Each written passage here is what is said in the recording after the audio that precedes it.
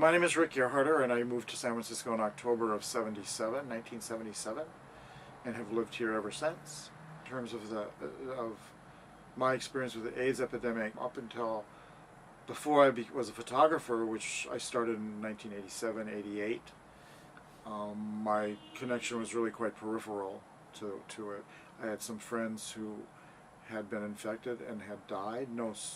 My closest friends had not, but some people, two people in particular that I can think of that I probably would still be friends with, they died. AIDS probably became more of an issue to the broader group of people, a lot of which had to do with, as the epidemic became more intense, there was more of a reaction to it, and that led to more visibility, more people protesting the inattention of the government to what was going on. So then it became, by the late 80s, it became more, I think, more of a mainstream issue. It was sort of forced to become a mainstream issue because the devastation was so incredible and there was no response to it. The homophobia was so obvious. I do feel in some of my work as a photographer that I've lost jobs because of being gay. Not that I was ever told that overtly, but just, you know, the sequence of events that happened, it just seems like, well, they probably didn't want to hire me again because they didn't want to work with gay people. And at that time, I was fortunate because by this point the AIDS epidemic had gotten to such a level that ACT UP had formed and the resistance had really started. It was, I guess the name ACT UP started in New York. There were other groups, including in San Francisco, that predate ACT UP that were called other names. For example, AIDS Action Pledge was here in San Francisco, and then when ACT UP, I guess it was created in the New York City chapter of this AIDS activist group. It means AIDS Committee to Unleash Power, ACT UP. Then the other groups around the country took the name on, including the one in San Francisco.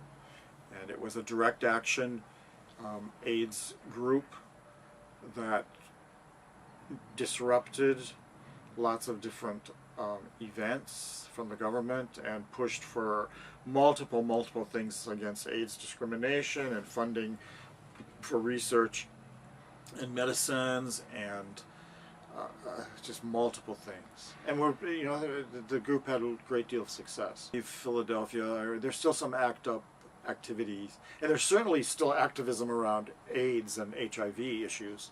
I would like young queer people to appreciate the history of how the role that gay people have played in just the broad movement for human dignity and human rights and security, economic security and housing security, and that gay people have played a significant role either in the closet or out of the closet. So be aware of that history and build on that history.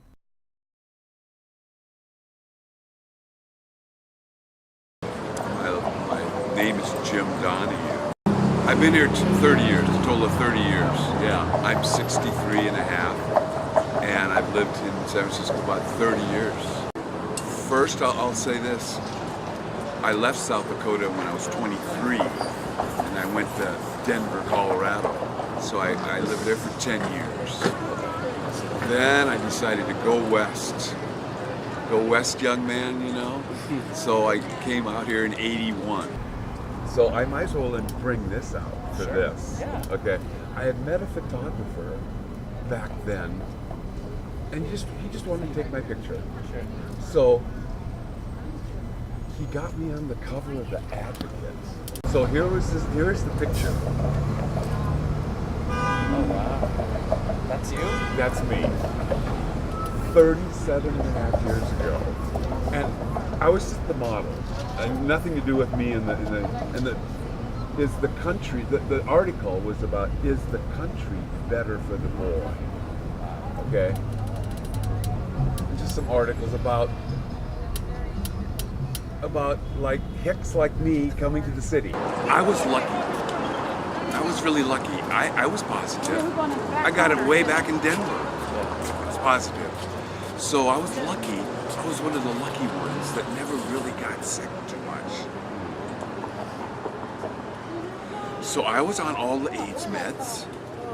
And the one that probably helped me, saved me, was Crixavan. You know? In '96. and protease inhibitor. Okay. So I was, like I say, I was one of the lucky ones. Yeah. I didn't get sick too much. Those drugs helped me. I lost some friends, yeah. Yes. I lost some people. I was never one to talk about death too well. And people with AIDS. Never was one. Because it didn't affect me too much. Because I was always well. The 80s, I wasn't here in the 80s. I was still in Denver. So that was the worst of the years in San Francisco in the 80s. I wasn't here. In Denver, we didn't have that in Denver. It just didn't get out that. It was early on the stage. San Francisco was the mecca for people dying in the 80s. Right. See? So when I got here in the 90s, it had slacked off a little bit. The bars, the bathhouses were still happening in the 90s. Okay? So that's where I was at, in the 90s. I was young. I was still partying. Even though I knew I had HIV, Yeah. I didn't need any services yet. Of course, I had like tons more friends than I do now. Yeah, of course. I want the young people in the community just try to be happy.